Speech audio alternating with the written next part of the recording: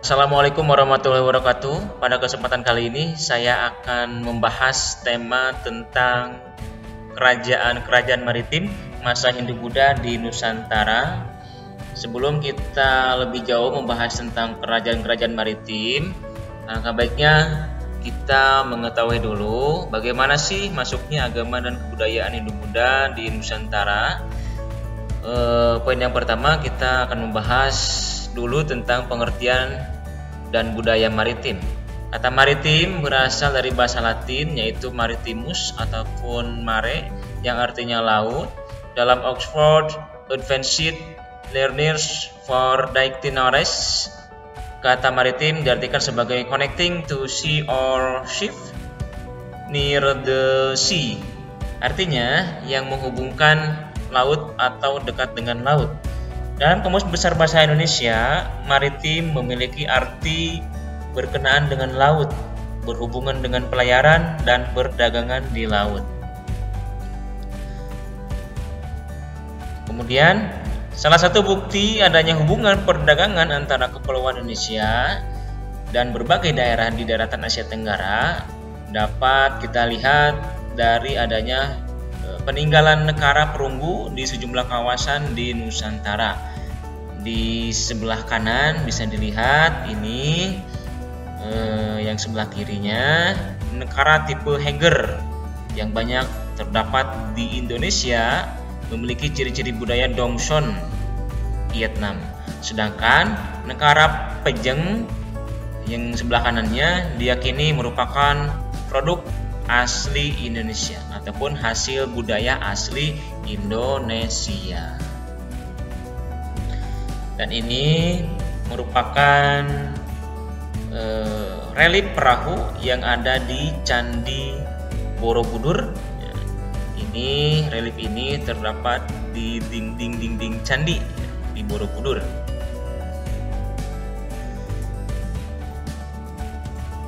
Kemudian yang kedua, terbentuknya perdagangan internasional zaman kuno.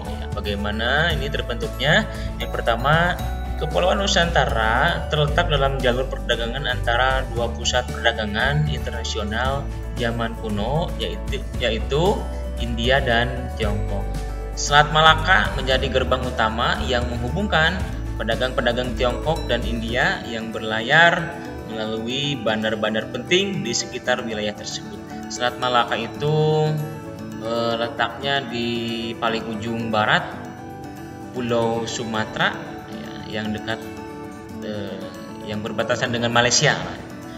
Kemudian yang berikutnya, komoditas penting yang diperdagangkan ketika itu adalah rempah-rempah seperti kayu manis, cengkih, dan pala.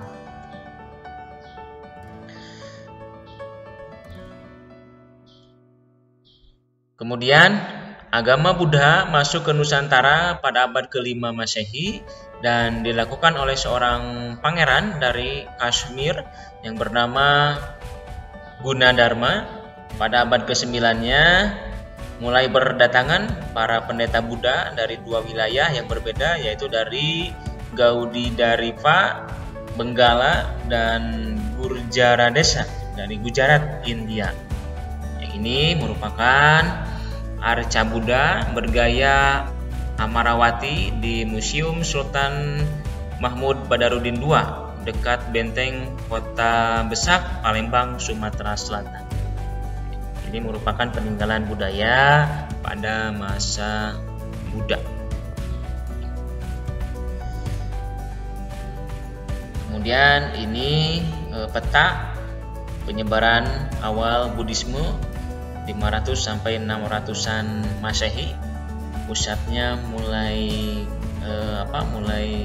penyebarannya dimulai dari daerah India, menyebar ke Afghanistan, Tibet, kemudian Sri Lanka, Tiongkok, kemudian Korea, sampai ke Jepang, dan sampai masuk ke Jawa, Nusantara ataupun Indonesia.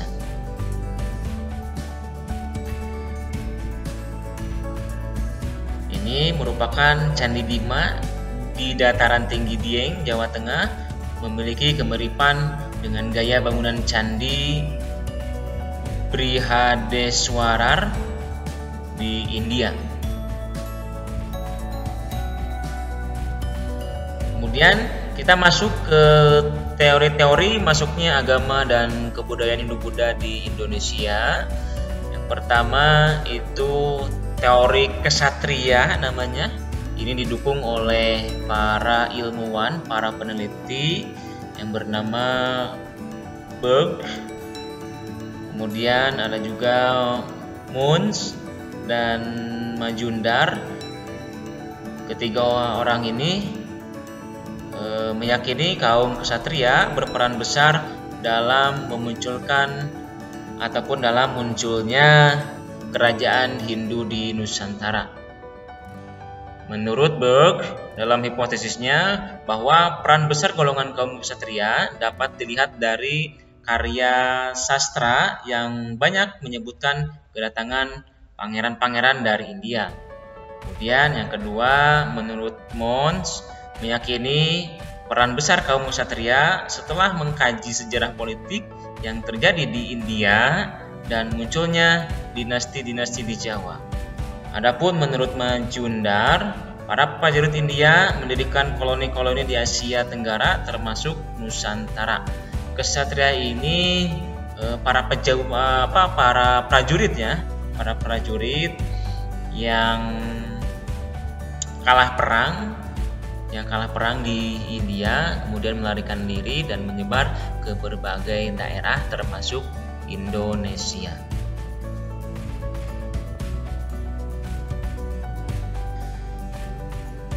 Kemudian yang berikutnya ada teori arus balik yang dikemukakan oleh Van Leur dan Bosch, yaitu orang-orang dari Nusantara sendiri yang berkesempatan belajar di pusat agama India seperti di Nalanda, mereka juga memiliki peranan penting dalam menyebarkan unsur-unsur kebudayaan India di Nusantara.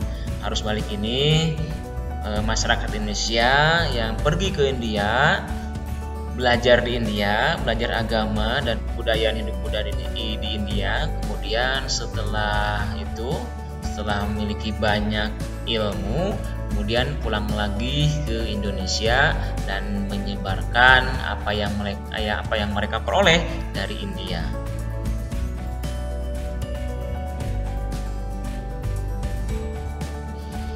Kemudian yang berikutnya ada teori Brahmana. Ini dicetuskan oleh Van Leur yang berpendapat bahwa agama Hindu dibawa oleh kaum Brahmana yang berhak mempelajari dan mengerti isi kitab Weda.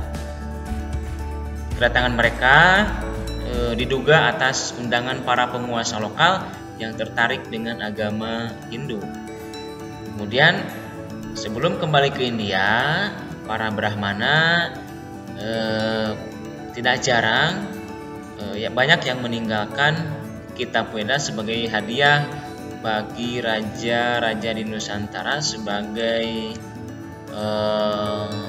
penghargaan.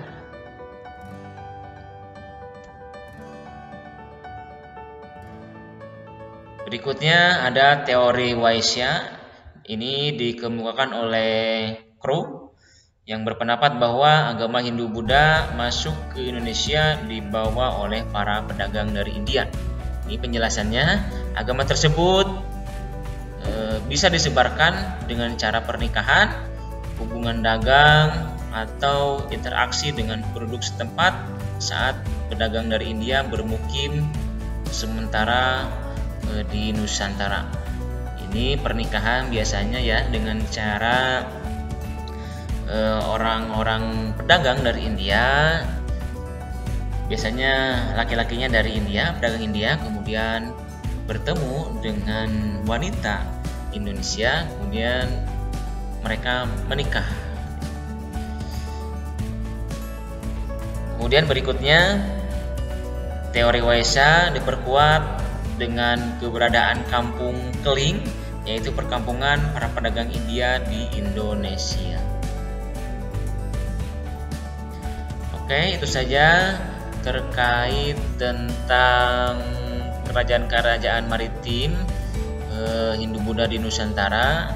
Subtopik bahasannya tentang teori-teori masuknya agama dan kebudayaan Hindu-Buddha ke Nusantara. Oke, itu saja pada pertemuan kali ini. Sekian dan terima kasih. Sampai jumpa lagi di topik yang selanjutnya. Wabillahi taufiq hidayah. Wassalamualaikum warahmatullahi wabarakatuh.